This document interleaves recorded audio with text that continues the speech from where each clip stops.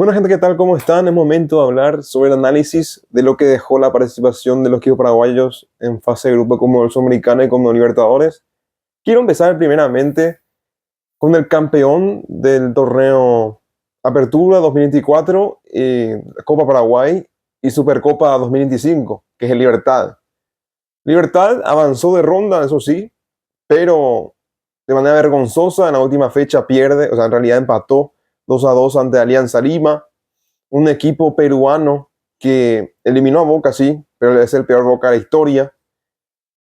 Y no he visto esa gallardía importante y nuevamente no pudo ganar a Alianza Lima, al igual que el año pasado cuando perdió 4-1. Algo preocupante, venía luego de una mala racha importante sin victorias, después se cortó eso gracias a un gol al minuto 95 ante General Caballero in extremis. Y este Libertad no está siendo un equipo muy sólido que digamos, pero va a alcanzar para ser campeón del torneo Apertura 2025, porque veo inviable la derrota ante el 2 de mayo en Pedro Juan.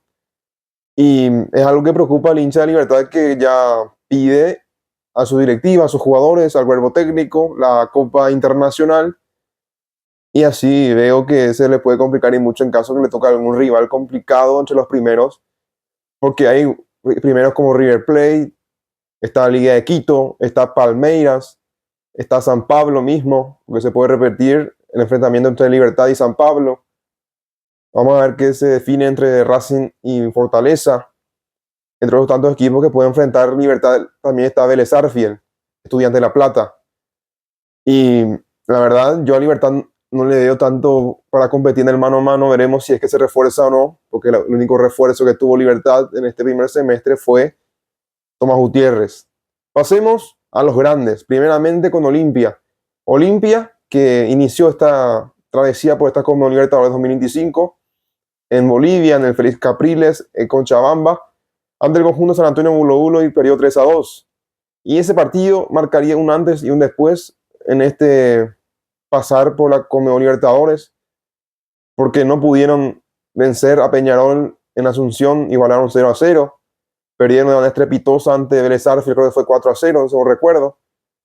Y este partido último, que fue ya la despedida de la Libertadores y sin chances de irse a la Sudamericana, fue debido a que solo tuvo 2 empates. Olimpia tenía 2 puntos y Bulo Bulo tenía ya 6. A falta de una fecha, hoy ganó claramente Olimpia 4-0 ante Bulo Bulo, pero no le alcanzó absolutamente para nada, solo para conseguir los $330,000 por victoria conseguían fase de grupos. Pero los que clasificaron a octavos fueron Vélez Sarsfield en primer lugar, segundo lugar para Peñarol, y en la Conmebol Sudamericana el conjunto de San Antonio Bulo Bulo de Bolivia. Olimpia debe ver qué tan mal hizo este mercado de fichajes. La continuidad, creo, de Palermo le perjudicó y mucho. No hizo tampoco gran cosa Fabián Busto de su vuelta. Y su principal fichaje para este 2025, que fue Darío Benedetto, ya rescindió su contrato. Otro jugador también que rescindió su contrato fue el señor Antonio Vareiro. También podemos hablar de un mal fichaje de Abel Maciel, un central que no ha rendido en su mayoría. Y después otros tantos jugadores que están ahora mismo en Olimpia. Lisandro López no es que ha sido un gran central, se lo tuvo que esperar y mucho. Creo que uno de los mejores fichajes de Olimpia fue el señor Javier Domínguez de Éxodo de Mayo. Y podemos decir que es uno más desequilibrante Iván Leguizamón, que hoy hizo un gol. Y también hoy hubo doblete de Derlis González.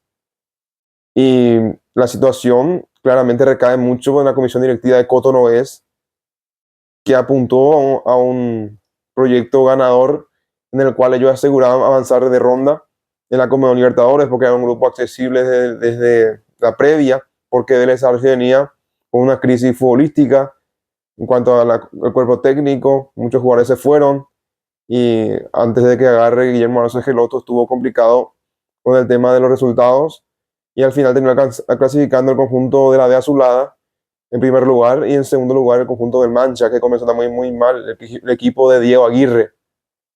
Pasemos ahora con Cerro Porteño. Cerro Porteño, el equipo que viene fracasando año a año a nivel local, no gana un título luego del Clausura 2021, conseguido con el DT paraguayo Francisco Chiqui Arce. Con técnico argentino, Cerro Porteño no absolutamente nada. Y nuevamente un técnico vende humo como Diego Martínez, que no se entiende cómo sigue continuando al mando de Cerro Porteño.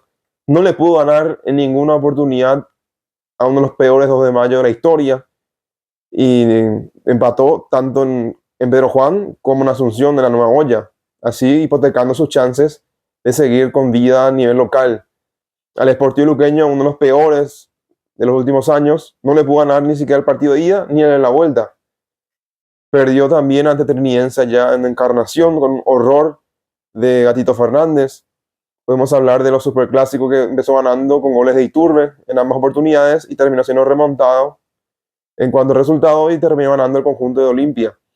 Y ahora mismo ya el historial en todas las circunstancias, es decir, a nivel local, a nivel general, en cuanto al historial, Olimpia comanda en cuanto a números. Y esto es un antirrécord que se ha conseguido gracias a una mala gestión de Juan José Zapac, Raúl Zapac y toda la dinastía Zapac, que ha dejado más penas que glorias. Se ha tenido algunos proyectos importantes como la reinauguración de la olla, siendo la nueva olla el estadio más moderno del país, teniendo el Parque Azulgrana de manera moderna y otros tantos proyectos se han dado, pero a nivel de resultados deportivos no lo han conseguido bajo ninguna faceta.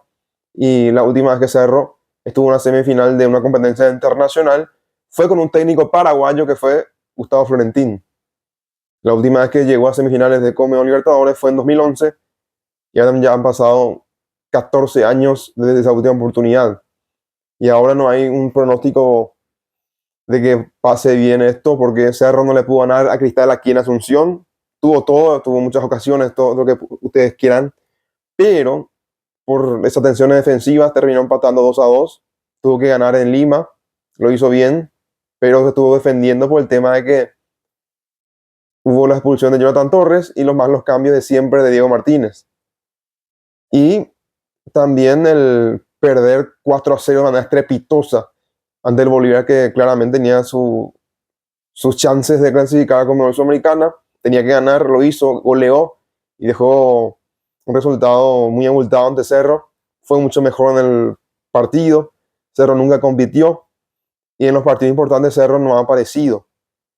Y esa es una radiografía que se puede dar de que Cerro es el peor segundo de esta Copa Libertadores y solo porque tiene dos rivales peores en cuanto a nivel futbolístico, que son Sporting Cristal, que con el debido respeto no ha hecho gran cosa en esta Libertadores, y lo mismo Bolívar. Bolívar que tuvo el pecado de haber perdido de local ante Palmeiras, porque en caso que hubiera empatado, ya le alcanzaba para clasificar, porque en cuanto a diferencia de gol, iba a superar a Cerro Porteño. Y por eso es que Cerro, a pesar de que clasificó, sus hinchas, los jugadores y el mismo cuerpo técnico saben que la radiografía de la clasificación no es para festejar. Hay que reforzarse, hay que cambiar muchas cosas y principalmente al cuerpo técnico, porque creo que con el cuerpo técnico actual no se va a ir a ningún lado. Y ahora es el momento porque va a haber esa pausa por el tema del Mundial de Clubes y la octava final de Copa Libertadores se va a hacer en agosto. Así que hay un buen tiempo para que haya otro cuerpo técnico, que se arme un buen plantel y que los que tengan que salir vayan saliendo. Puedo mencionar nombres como Chico da Costa, Wilder Viera, Alan Soñora, Luciati, Alan Benítez que se va al Inter de Porto Alegre y traer algunos refuerzos para poder suplir estas bajas y que sean de ayuda en el equipo para poder continuar con el proyecto de seguir compitiendo a nivel continental y tratar de volver a ganar un título a nivel local, cosa que no hace desde 2021. Pasemos con Guaraní.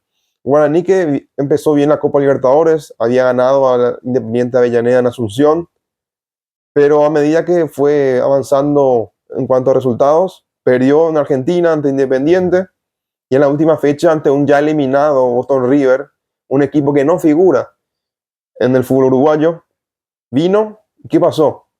El equipo eliminado de Boston River metió 5, señores, 5 goles al aurinegro de manera insólita. No sabía dónde meter su cara, chequearse.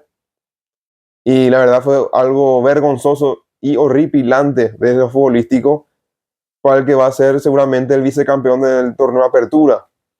¿Y qué se espera así? de no ser porque Independiente Avellaneda le ganó a Nacional de Potosí, Guaraní hubiera estado eliminado. Porque Independiente Avellaneda es puntero y Guaraní deberá jugar los playoffs ante uno de los mejores terceros, o sea, uno de los terceros de la Conmebol Libertadores, y veremos qué pasa. Pero aquí es donde quiero mencionar algo. Le cuesta y mucho a Francisco Chiqui Arce dirigir partidos de mata-mata, sea Copa Paraguay, sea Libertadores, sea Sudamericana, siempre le ha costado. La única vez que ha ganado fue ante el peor Flamengo, el cual claramente le felicitaban los hinchas de Olimpia, pero cuando tocó un rival que estaba fuera de una crisis futbolística, crisis de egos, le terminó pintando la cara que fue Fluminense y que fue campeón 2023. Y así quedó la cosa. Pasemos con el Sportivo Luqueño, el de peor campaña a nivel continental. No pudo ganarle a Godoy Cruz, no le pudo ganar a Gremio Porto Alegre, eso es decir, era esperable. Pero ante Godoy Cruz se esperaba que pueda competir al menos. Tal cosa no ocurrió. Y no le pudo ganar siquiera al Atlético Grau, que ni siquiera en el sorteo apareció su nombre. Si recuerdan, no apareció el nombre de Atlético Grau en cuanto al escudo. Había aparecido 2 veces el conjunto brasileño de Vitoria, y el que debía haber aparecido en el grupo de Luqueño, en el bombo, debía haber sido el Atlético Grau. Así había empezado este equipo que no figura a nivel sudamericano, y en Perú es un equipo ya asiduo que de clasificar como sudamericano, eso sí. Pero este Sportivo Luqueño, que está pasando horrible, tanto a nivel local como internacional, no le pudo ganar a un equipo peruano, que era el Atlético Grau. No es un equipo grande de Perú, no es un equipo que suele competir en cuanto a liga. Lo que sí, el conjunto de Luqueño no le pudo ganar ni en Lima, que tuvo una ventaja importante y luego terminó empatando al Atlético Grau, ni en Asunción. Y esto podemos decirlo que fue catastrófico para el conjunto de Sportivo Luqueño, que la verdad es una vergüenza absoluta.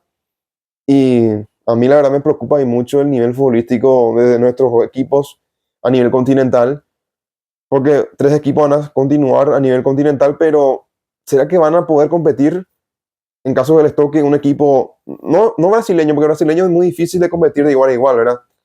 Si le toca un equipo argentino, porque el argentino es el de segundo escalafón en cuanto a nivel internacional, y la verdad que creo que se les puede complicar y mucho ante cualquier rival, por más que no sea equipo grande de la Argentina, ante cualquiera de los 3 equipos que están aún, o sea, en realidad 4, o sea, en 3, perdón, en estos 3 que están en competencia internacional, que son Libertad y Cerro en la Conmebol Libertadores y Guaraní en la Conmebol Sudamericana.